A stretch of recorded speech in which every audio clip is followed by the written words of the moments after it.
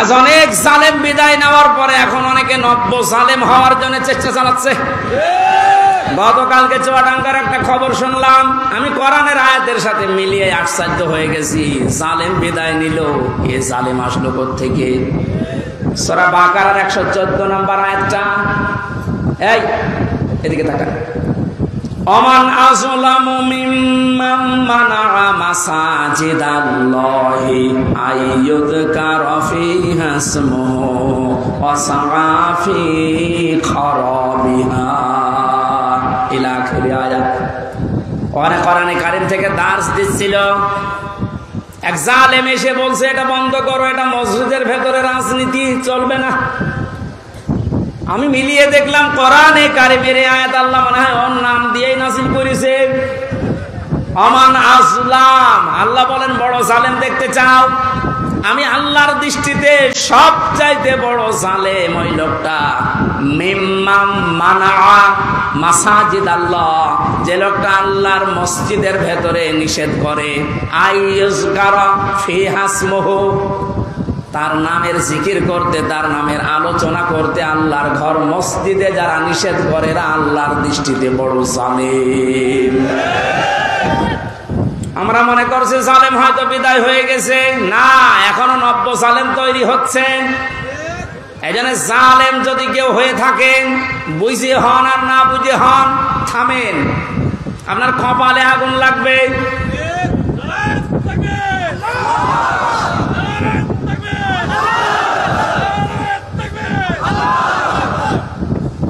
এটা সূরা শুআরার ভেতরে আছে, শেষ নাম্বার আয়াত। আল্লাহ বলেন অতি শীঘ্রই জালেমরা তাদের পরিণতি, তাদের আশ্রয়স্থল দেখতে পাবে। এই জালেমরা যেমন আজ দেখতে পাচ্ছে, এত বড় দরবেশ কেউ দেখলাম জুলুম করার ফল কি? দাড়ি কেটেও বাঁচতে পারে না। আল্লাহ বলেন জালেমদেরকে আমি ধরি, কারণ জালেমের বিরুদ্ধে আমার মামলা। কার মামলা? শব্দটা লক্ষ্য করেছেন? জালেমের বিরুদ্ধে হামজা মামলা দেবে না, জালেমের বিরুদ্ধে মামলা দেবে কে? ডাক্তার শফিকুর রহমান আজকেও ঘোষণা দিয়েছে কুষ্টিয়ায় যে আমরা সবাইকে সাধারণ ক্ষমা করে দিলাম, কিন্তু যে পরিবারগুলো অত্যাচারিত হয়েছে তারা যদি এখন অত্যাচারের প্রতিশোধ নিতে গিয়ে কিছু করে, ওইটার জন্য আমরা দায়ী না। শব্দটা তো আসলে ঠিক। কারণ ওয়াইনা আকাবতুম ফাআকিবু বিমিসলি মা উকিবতুম বি, আল্লাহ বলেন যতটুকু অত্যাচারিত হয় প্রতিশোধ অতটুকু নিতে পারবা। আমার তো যতটুকু মনে হচ্ছে এতটুকু নিলেও জালেমরা দুনিয়ায় টিকে থাকতে পারবে না। আপনাকে ব্যারিস্টার আরমানের মতো 8 বছর যদি মাটির নিচে ওই কবরের ভেতরে রাখা যায়, আপনি যত বড় জালেম হন এমনি মরে যাবেন। আল্লাহ তো বলেছে যতটুকু করেছে অতটুকু করো, আপনি পারবেন।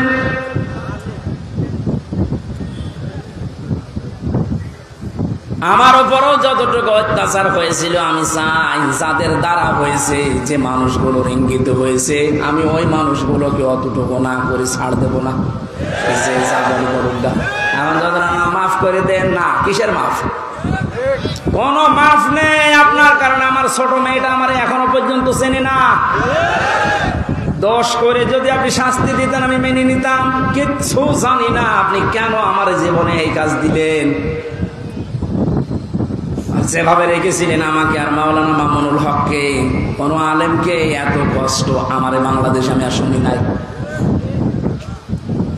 আপনি আমার মতো একটা ছোট মানুষকে 24 ঘন্টা তালাবদ্ধ রেখে মনে হচ্ছে আমি ফাঁসির কন্ডেম ছেলে আছি, কত বড় অপরাধী। অথচ যে মামলাও দিয়েছিলেন, শাস্তি দিলেও 3 মাসের বেশি আপনি রাখতে পারেন না। এটা মূল্য চুরি মামলা।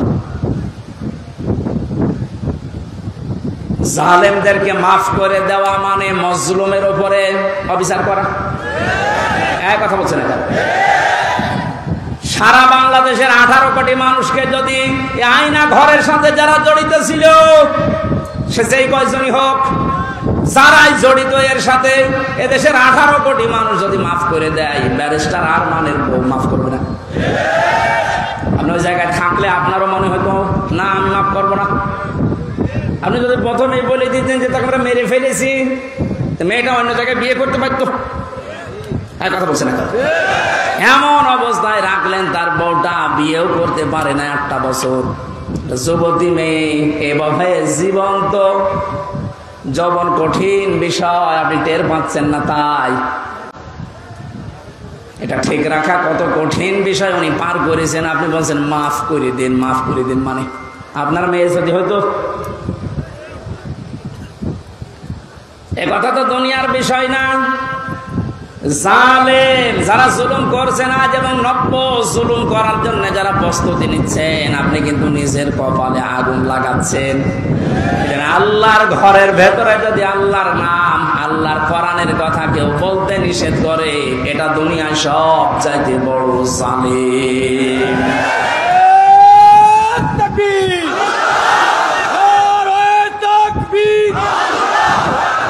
ইসলামের শত্রুরা, ইসলামের শত্রুরা,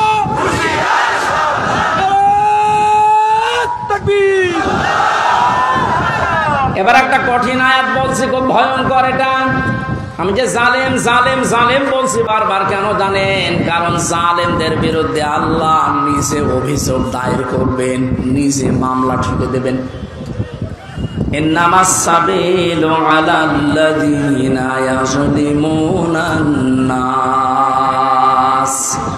সূরা শুরার 42 নম্বর আয়াত প্রথম অংশে আছে, আল্লাহ পাক বলেন অবশ্যই আমি আল্লাহ নিজে মামলা দেব জালেমের বিরুদ্ধে, যারা মানুষ হয়ে মানুষের উপরে জুলুম করেছে, অত্যাচার করেছে।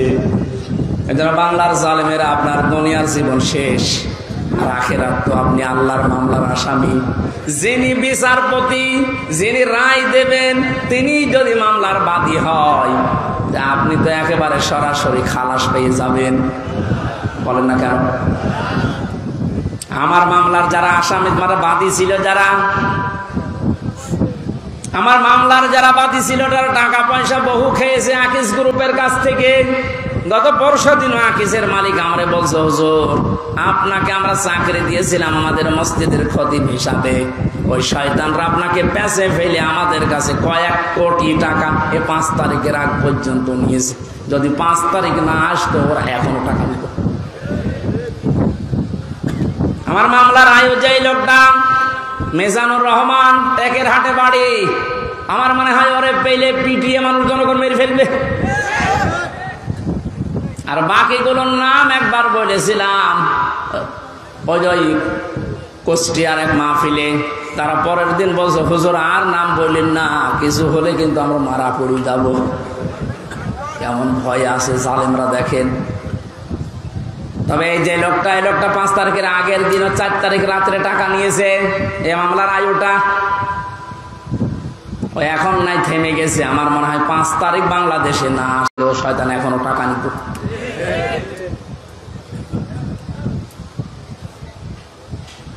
আপনারা তো আল্লাহর মামলার আসামি। আমার মামলা গত বৃহস্পতিবারে সব ঢিসমিস হয়ে গেছে, খারিজ করে দিয়েছে।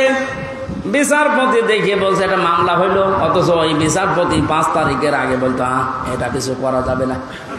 5 তারিখের পরে এখন এই বৃহস্পতিবারে ও নিজে দেখে বলছে কি বিচার করবো, কোনো মাল নেই। অনেক নিজে পড়ে পড়ে দেখছে, বলছে কোনো মাল ম্যাটারেস নেই, কি দেখে বিচার করবো, যা সব বাদ।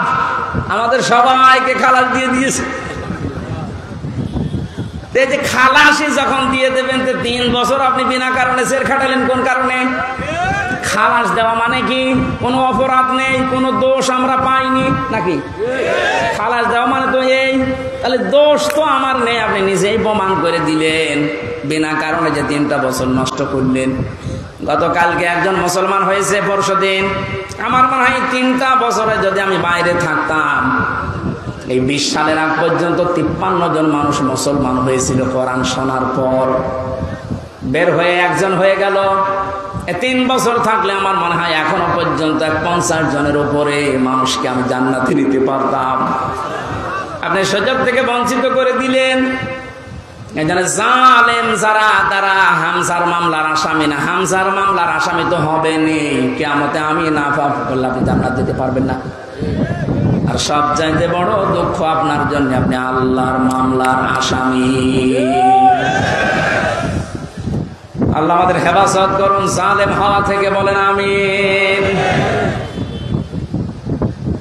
আমিরে জামাত শুধু একবার একটু ইঙ্গিত দিয়েছে, এক জালিমের হাত থেকে মুক্তি পেয়েছে, আর কোন জালেম যেন আমাদের মাথার উপরে বসতে না পারে। আর অনেকের এখন দেখছি চুলকানি আরম্ভ হয়ে গেছে। কোন কারণ আপনার চুলকানি আসবে? আপনি কি জালেম? তার মানে আপনি নিজের থেকেই মনে মনে ভাবছেন যে আমি এগুলো করছি, সামনেও করব। আপনিও জালেম। ঠাকুর ঘরে কে রে? আমি তো কলা খাই। অনেকে আপনার নাম বলে বলেছে, বলেন কোন কারণে নিজের দিকে টেনে নেন?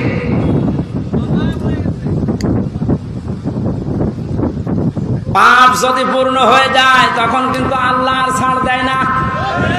ওয়ালা ইয়াহসাবান্নাল্লাযীনা কাফারু আন্নামা নুমলি লাহুম খায়রুল লিআনফুসিহিম ইন্নামা নুমলি লাহুম লিয়াজদাদু ইসমা ওয়া লাহুম আযাবুম মুহিন। কাফেররা ধারণা করে আমাদের চেয়ার যে বসে আছি, ক্ষমতার চেয়ার, এর নড়ন চড়ন নেই, এটা মনে হয় আল্লাহ ভালোবেসে আমাদেরকে দিয়েছে। আল্লাহ বলেন না, ওরা মনে করে আমাদের কল্যাণের জন্য চেয়ার, আমরা যা করছি সবই তো বৈধ। আল্লাহ বলেন তোদেরকে তোদের পাপের বোঝাটা পরিপূর্ণ করার জন্য আমি আল্লাহ চেয়ারে বসিয়ে রেখেছি। ওরা সর্বশেষ পাপের বোঝা পরিপূর্ণ করেছে ইসলামী আন্দোলন, একামতে দিন, জামাত ইসলামকে নিষিদ্ধ করার মাধ্যমে। এটা না করলে পাপের বোঝা পরিপূর্ণ হচ্ছিল না। যেই শয়তানগুলোর পরামর্শ এটা করেছিল, শয়তান এখন সব ডিম খাচ্ছে, সবগুলো ডিম খাচ্ছে, পচা ডিম। হ্যাঁ, কথা বলে না কেন? লিয়াজদাদু ইসমা, ওদের পাপের বোঝা 5 তারিখের আগ পর্যন্ত পূরণ হয়নি। যেই করেছে 1 তারিখে, 4 তারিখের ভেতরে আল্লাহ সব কমপ্লিট করে দিয়েছে। ওয়ালাহুম আযাবুম মুহিন, ওদের জন্য অপমানজনক শাস্তি। এর চাইতে আর কত অপমান হবে বলেন? বলছিলেন না তানজিল আহমেদ যে কিক মারছে? আমার মনে হয় আমরাও সুযোগ পাচ্ছি না, সুযোগ পেলে আমরাও 2-1টা দিতাম। কারণ আপনারা যা করেছেন আমার সাথে, কম বেশি এই দেশে যদি 10 জন আলেমকে পরিস্থিতির দিক থেকে, এলেম আমল না, শুধু পরিস্থিতির দিক থেকে 10 জন মানুষকে সারা বাংলাদেশে চেনে, তার ভেতর আমি একজন। পেটের ভেতর থেকে শুনতে শুনতে আসে যে হামজা বলে একজন আছে। গাড়িতে আসার সময় মায়ের কোলে বসে বসে কি খাচ্ছে, চিপস খাচ্ছে, আর বসে হয়তো হামজা যাচ্ছে। তার মানে ও পেটের ভেতরে শুনে এসেছে যে হামজা নামে একজন আছে। এইরকম একটা পরিচিত মানুষের সাথে আপনি আমার মাথায় দড়ি দিয়ে, পায়ের ভেতরে বেড়ি দিয়ে, তাও ডান্ডা বেড়ি, হাতের ভেতরে আপনি হ্যান্ডকাপ দিয়ে, কালো কাপড় দিয়ে চোখ বেঁধে আপনি 11 ঘন্টা টাঙিয়ে রাখলেন, আপনি মানুষ। আবার যখন দড়ি দিয়ে টেনে নিয়ে যেত আদালত প্রাঙ্গণে, মনে হতো যে ছাগল টেনে নিয়ে যাচ্ছে। আর ওই কয়েকতলা আছে তো, ওই অন্য জায়গা থেকে একে অন্যের সাথে তাকিয়ে টিপ্পনি কাটতো, ঠিকই হচ্ছে। এবার আমরাও বলি যে ঠিকই হচ্ছে। ওই আপনি সব বলেন, আপনি সব বলেন।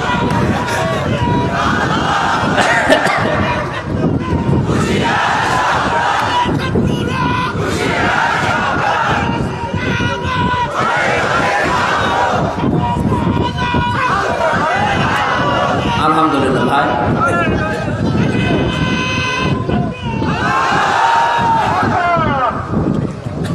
আমাদের মুরব্বী আমাদের মাথার কাছের কথা মতো আপনাদেরকে আমরা মাফ করে দিলাম, কিন্তু আপনারা যা করেছেন, কোরআন হাদিস পড়ে যা বলছি, আল্লাহ আপনাদের মাফ করবে না, আল্লাহ নিজে আপনাদের বিরুদ্ধে মামলা দেবে। জালেম যারা এবং জালেম এখন যারা নতুন করে হচ্ছেন, আপনারা আল্লাহর মামলার কেসের আসামি। খুব গুরুত্বপূর্ণ বিষয়, এটা খেয়াল করে জীবন চালাবে। যে মানুষগুলোর আত্মার মাগফিরাত এবং রুহের আহত মানুষদের সুস্থতায় কামনায় তাফসীর মাহফিলের আয়োজনে, বিশাল আয়োজনে যারা আঞ্জাম দিয়েছে, যারাই খেদমত করেছে এত বড়, আল্লাহ প্রত্যেককেই তাদের মনের কামনা বাসনা পূরণ করুন। আমরা বারবার বলছি, আমরা কিন্তু এখনো পর্যন্ত বিজয় অর্জন করতে পারি নাই, আমরা শুধুমাত্র স্বাধীন হয়েছি কেবল। আমরা জুলুম মুক্ত হয়েছি, এখনো পুরোপুরি না, ষড়যন্ত্র তো থেমে নেই। এই জন্য আসল বিজয় হবে তখন যখন দেখবো কোরআনে কারিম দিয়ে 56,000 বর্গ মাইল চলছে। কারণ এই দেশটায় 53 বছরে বাবা চালিয়েছে, স্বামী চালিয়েছে, চাচা চালিয়েছে, বুবু চালিয়েছে, ভাবি চালিয়েছে, সবই আমি না দেখিয়ে মুরব্বীরা দেখিয়েছে। এক কথা বলে না কেন? শুধুমাত্র এখন দেখতে বাকি আছে এইটা দিয়ে চললে কেমন লাগে, এইটা দিয়ে যেন সংসদ চলে, দেশটা চলে, দেখতে চান না?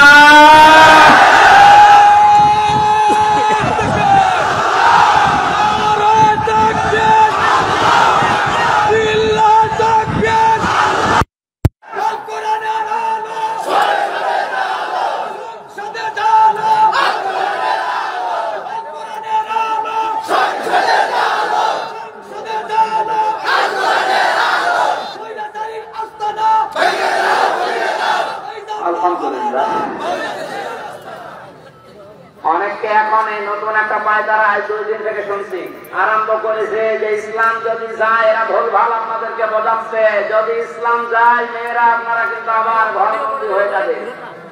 এই জুজুর ভয় দেখিয়ে লাভ নেই, মেয়েরা এখন বুঝতেছে। এখন বলতে চাচ্ছে ইসলাম আসলে আমরা মায়ের কোলে থাকবো। আমিরে জামাত ঘোষণা দিয়েছে যদি আল্লাহ আমাদেরকে কবুল করেন, মেয়েরা যে নিরাপত্তা পাবে কিয়ামত পর্যন্ত এই দেশের মেয়েরা ভুলতে পারবে না যে আবার কোরআন বাদে অন্য কিছু আসুক।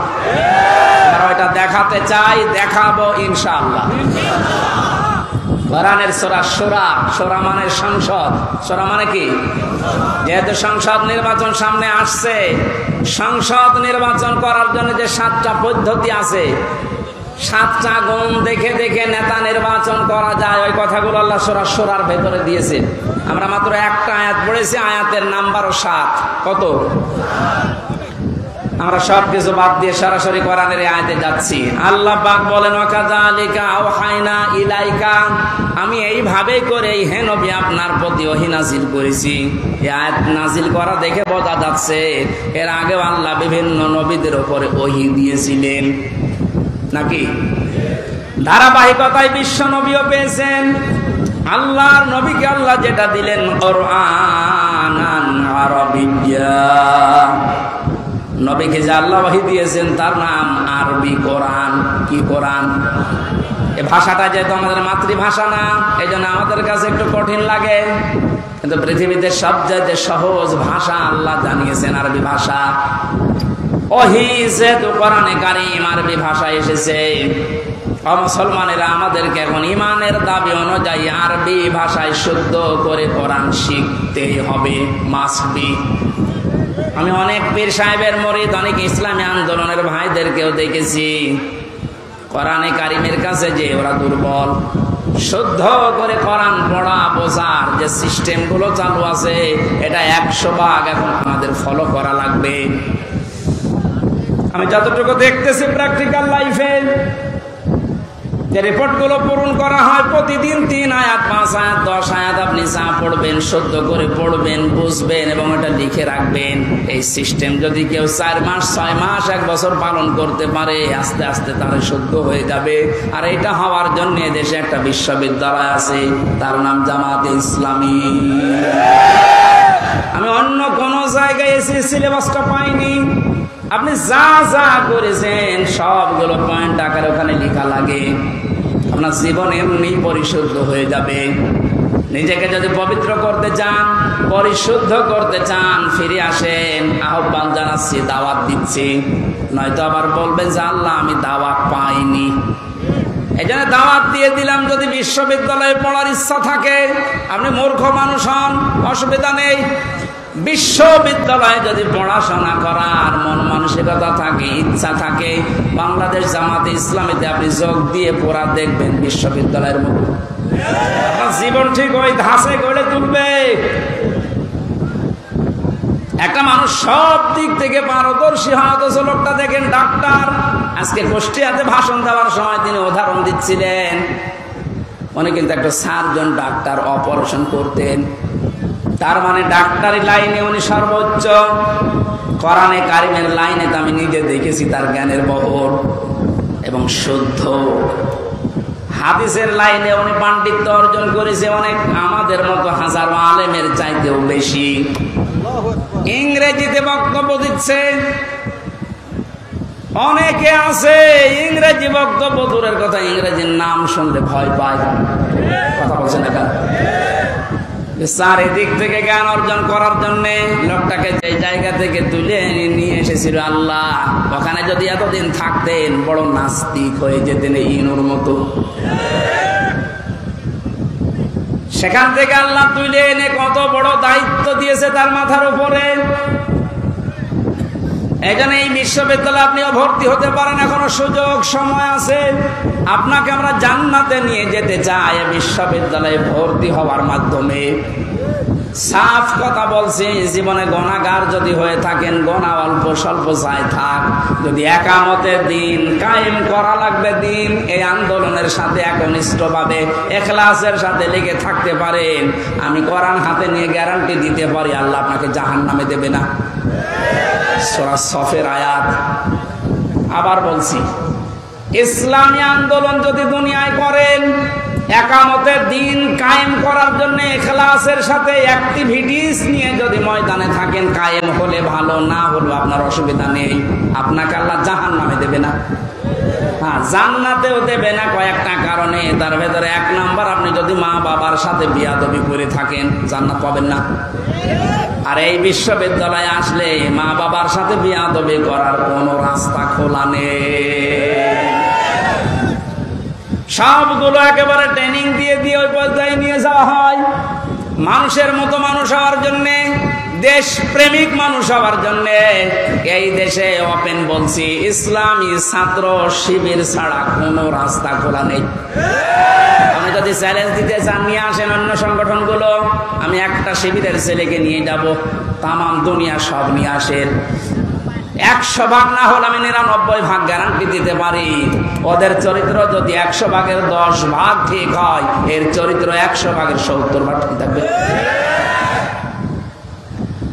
আল্লাহ রাব্বুল আলামিন কোরআনে কারীমকে যেহেতু ওহী হিসাবে আরবি ভাষায় দিয়েছেন, এখানে সামনে একটা মাদ্রাসা আছে। আমি যে বাড়িতে ছিলাম তিনি বলছিলেন, আপনাদের একটা সুযোগ আছে আল্লাহর এই ওহীকে শিক্ষা করার জন্য, এরকম মাদ্রাসায় আপনি ভর্তি হয়ে যান যে বয়সে থাকেন। কোরআন শুদ্ধ করা ছাড়া, কোরআন পড়া ছাড়া আল্লাহর নিকটবর্তী হওয়া যাবে না। ইমাম মালিক বলেছিলেন, মাবুদ তোমার প্রিয় হওয়া যায় কিভাবে? 100 বার তিনি আল্লাহকে স্বপ্ন দেখে একই কথা বলেছিলেন যে তোমার প্রিয় হওয়া যায় কি করে? আল্লাহ পাক বলেন, ইমাম মালিক কোরআন পড়ো, কোরআন পড়ো। উনি বারবার প্রশ্ন করতেন, আল্লাহ বুঝে পড়বো না বুঝে পড়বো? আল্লাহ পাক বারবার জবাব দিয়েছেন, বুঝে পড়ো না বুঝে পড়ো, শুদ্ধ করে পড়ো, তার তিলের সাথে পড়ো, আমি আল্লাহর প্রিয় পাত্র হয়ে যাবে। যেন আমরা যেহেতু মালিকের প্রিয় হতে চাই, যেন আমাদের শুদ্ধ করে মাস্ট দিয়ে তা পড়া শেখাই লাগবে। আল্লাহ রাব্বুল আলামিন এর পরে বলেন, লিতুনযিরা উম্মাল কুরা ওয়া মান হাওলাহা। হে নবী, এই কোরআন দিয়ে আপনি মক্কার এবং মক্কার আশেপাশে যা আছে, এই আশপাশ বলতে তামাম দুনিয়া বুঝিয়েছেন আল্লাহ। তাফসীর ইবনে কাসিরে লিখেছেন, সন্দেহ নেই, সন্দেহের অবকাশ পর্যন্ত নেই। মানুষের জীবন পরিচ্ছন্ন হওয়ার জন্য 8টা মাধ্যম আছে, তার 1 নাম্বার মাধ্যম এটা যে যত বেশি জবাব দিতে হবে, আল্লাহর দরবারে দাঁড়াতে হবে, এরকম টেন্ডেন্সি যত বেশি তৈরি করবে, তার জীবন তত বেশি পরিচ্ছন্ন হবে। খলিফাতুল মুসলিমিন হযরত আবু বকর সিদ্দিক রাদিয়াল্লাহু তাআলা আনহুকে তার স্ত্রী উম্মে রোমানা ডাক দিয়ে বললেন, স্বামী আমার, বাইতুল মালে যিনি দায়িত্বে আছে, খাজানচিতে, অর্থমন্ত্রীকে আপনি বলেন আগামী মাস থেকে যেন আগামী মাসের যে বেতন আছে ওটা যেন অ্যাডভান্স আমাদেরকে দিয়ে দেয়। উনি বললেন, কেন? ছেলে আপনার পায়েস খেতে চেয়েছে, পায়েসের টাকা আমাদের কাছে নেই। চলে গেলেন বাইতুল মালে, ডাক দিয়ে বললেন, আমার কিছু টাকা পয়সা লাগবে, যেহেতু এ মাসের টাকা আমি নিয়ে নিয়েছি, আগাম মাসের টাকা আমার অ্যাডভান্স দিয়ে দেন। বাইতুল মালে যিনি দায়িত্বে ছিলেন তিনিও ওই রকমই তেল মারা মানুষ না। তিনি ডাক দিয়ে বললেন, খলিফা, টাকা আমি আপনাকে আগামী মাসের দিতে পারি, আপনি আগামী মাস পর্যন্ত বেঁচে থাকবেন, ওইটা লিখে দেন। উনি বলছে, টাকা আমার লাগবে না। বাড়িতে যে স্ত্রীকে বলছে, স্ত্রী আমি পারলাম না, আমাকে এই কথা শুনিয়েছে। স্ত্রী ধৈর্যশীল ছিলেন, ধৈর্যশীলা বললেন, ঠিক আছে, আপনি যখন পারলেন না, যেভাবে চলছে সংসার চলতে দেন। 15 দিন পর তিনি পায়েস রান্না করে দিয়েছে। হযরতে আবু বকর বললেন, স্ত্রী পেলে কোথায়? আপনাকে বলেছিলাম, আপনি তো অপারগতা প্রকাশ করলেন, আপনি পারেননি। আমি প্রতিদিন 1 মুঠ 1.5 মুঠ করে তুলে রাখতাম এই আটা চাউল, যাই বলেন। এই 15 দিন তুলতে তুলতে প্রায় 2 কেজি হয়ে গেছে। ওটা পাশের বাড়িতে বিক্রি করে আমি আজকে এই পায়েসের ব্যবস্থা করেছি, কোনো উল্টাপাল্টা কাজ করিনি। উনি বললেন, ঠিক আছে, সন্তান আব্দুল্লাহ ভালো করে খাও। দৌড় দিয়ে চলে গেলেন বাইতুল মালের খাজানসির কাছে। বললেন, বাইতুল মালের দায়িত্বে আছো, অর্থমন্ত্রী, আগামী মাস থেকে আমার বেতন যদি 12,000 টাকা দিতে থাকো তো 2,000 টাকা কম দিও। কেন? কারণ 10,000 টাকা হলেও আমার সংসার চলে, এটা আমি দেখেছি। আমার মনে হচ্ছে এই যে কিয়ামতের জবাব দিতে হবে, টেন্ডেন্সি তার ভেতরে কোন পর্যায়ে ছিল আপনি বলেন। আর 1628 জন মানুষ দায়িত্বে আছে। দায়িত্বে যে সরকার আছে থাক, এর এই 1628 জন মানুষ শুধু এখন যদি আবু বকরের মতো এই চিন্তা নিয়ে দেশটা চালায়, আমার মনে হচ্ছে 16 ঘন্টায় এই দেশটা একেবারে রোল মডেল হয়ে যাবে। এতদিন যারা রোল মডেল করেছিল, কি মডেল দেখিয়েছেন আপনি? কি মডেল দেখিয়েছেন? এটা একটা জরিপ পেলাম আজকে, এটা শোনালে আপনার মাথা খারাপ হয়ে যাবে। অবশ্য 2009 সালের পিলখানার নির্মম হত্যাকাণ্ড, আমার সাথে 1500 জন মানুষের, তার ভেতরে আমার মনে হয় 900 মানুষকে তো আমি পরিচয় করেছিলাম বিডিআর বিদ্রোহের নাম দিয়ে। এই 14-15 বছর বেকার তারা জেল খাটতেছে, কিচ্ছু জানে না। এমনও মানুষ আছে। পঞ্চগড়ে এক মুরব্বীর সাথে পরিচয় ছিল, বলছে আমি রিটায়ার করবার 1 মাস পরে, অথচ 15 বছর 14 বছর আমি জেলে আছি। 2013 সালে হেফাজতের কর্মীদের শাপলা চত্বরে যে নির্মম হত্যাকাণ্ড, 2014 সালে একক নির্বাচন, 2018 সালে কোটা আন্দোলনকারীদের নির্মম নির্যাতন, 2018 সালে নিরাপদ সড়ক আন্দোলনকারীদের নির্মম নির্যাতন, 2018 সালের নির্বাচনী গায়েবী ভোট, বিরোধী দলীয় নেতা কর্মীকে গুম, খুন, হত্যা এবং আয়নাঘর, 11 লক্ষ কোটি টাকা বিদেশে পাচার, তার ভেতরে এক দরবেশী 36,000 কোটি টাকা। এটা 11 লক্ষ কোটি। দলীয় প্রয়োজনে পুলিশকে ব্যবহার, বাক স্বাধীনতা কেড়ে নেওয়া, সর্বশেষ 2024 সালে কোটা আন্দোলনের নামে গণহত্যা। এর একটা অস্বীকার করতে পারবেন? আমি দেয়নি, বিবিসি দিয়েছে জরিপটা।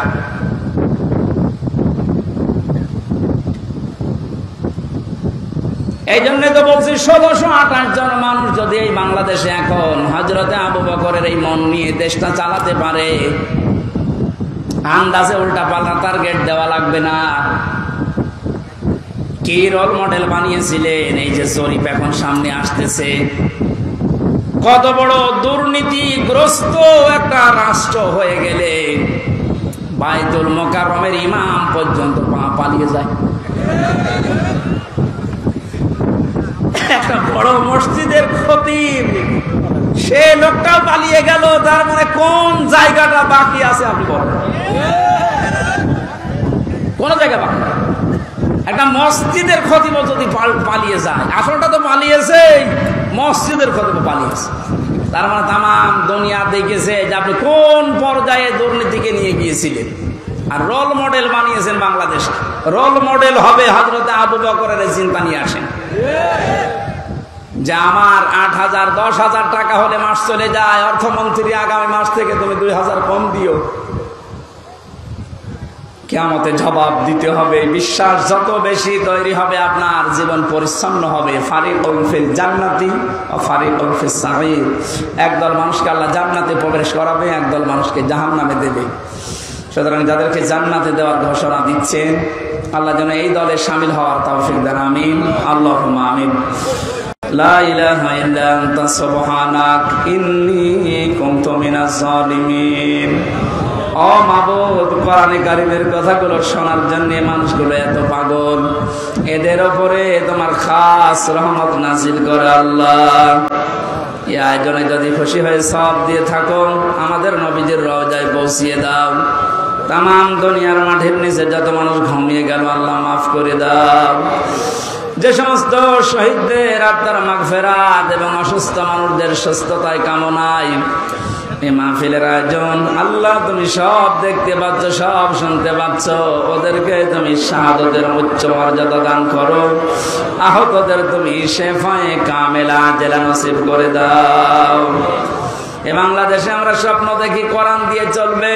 আল্লাহ, আমাদের কোনো স্বপ্ন নেই। এটা আমাদের রাজনীতিও না, এটা তোমার নীতি।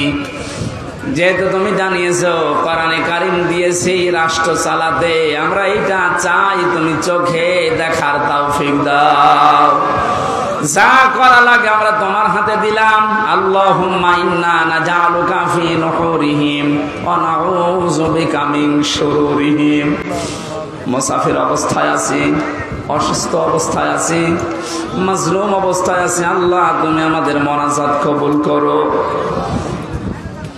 জীবনে কিচ্ছু চাই না আমাদের নিজেদের জন্য, শুধু এইটা চর্ম চোখে দেখতে চাই যে কোরআন দিয়ে দেশটা চলছে। মা বোনেরা পর্দায় আছে, পর্দায় থাকার তৌফিক দাও। আল্লাহ তাআলা, আমার স্ত্রী অসুস্থ, আমি দোয়া চাই, মেহেরবানি করে তাকে তুমি শেফায়ে কামিলা আজেলা নসিব করে দাও। আমাদের সন্তানাদিগুলোকে তুমি নেককার বানাও। আগামীতে এলাকায় কোরআনের আলোচনার কারণে আল্লাহ তাআলা যত আলোচনা হচ্ছে হবে, আমাদেরকে তুমি হেদায়েতের জরিয়া বানিয়ে দাও। মাটির নিচে যত মানুষ আছে এলাকায়, প্রত্যেককে কবরে তুমি জান্নাত দান করো। আল্লাহ, শেষ কথা বলি, জালেমদেরকে কিয়ামতের আগে তুমি আর চেয়ারে বসিও না। বারাকাল্লাহু লানা ওয়া লাকুম ফিল কোরআনিল আযীম। মরণ আসলেই যেন বলতে পারি লা ইলাহা ইল্লাল্লাহু মুহাম্মাদুর রাসূলুল্লাহ। জেলখানায় যে বইগুলো লিখেছিলাম আপনারা অনেকে বই নিয়েছেন। মেয়েদের জন্য আজকে